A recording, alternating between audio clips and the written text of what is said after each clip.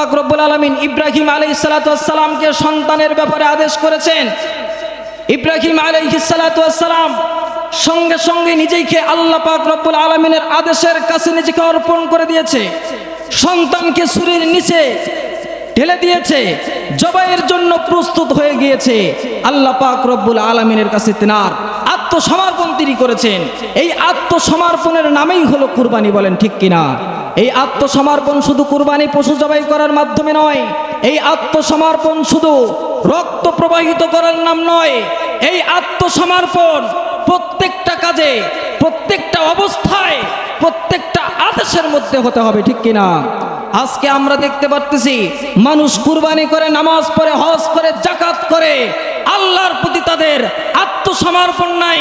আপনি নামাজ পড়তেছেন, তাগুতের আনুগত্য করতেছেন, নামাজ পড়তেছেন, আবার সুদ ঘুষ সবগুলোর সাথে জড়িত আছেন, নামাজ পড়তেছেন, কাফের বেঈমান মুশরিকদের সাথে হাত মিলাচ্ছেন।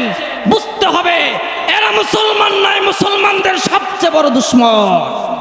আজকে দেখেন দেশের মধ্যে যদি আল্লাহর প্রতি আনুগত্যশীল এভাবে বেড়ে যেত, যতগুলো রক্ত প্রবাহিত হয়, যতগুলো গরু কুরবানি হচ্ছে, প্রত্যেকটা মানুষের অন্তর যদি আত্মসমর্পণের দিকে খেয়াল থাকতো, আজকে ছোট 4 বছরের মেয়ে এলাকায় ধর্ষিত হতে পারত।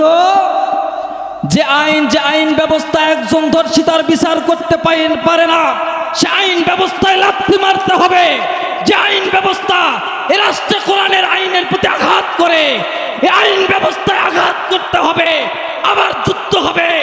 এরপরেও কোরআনের আইন, কোরআনের ব্যবস্থাপনা এ জমিনে বাস্তবায়ন করার জন্য যারা নিজেকে আল্লাহর প্রতি আত্মসমর্পণ করে দিবে, এরাই হলো সবচেয়ে বড় মুসলমান।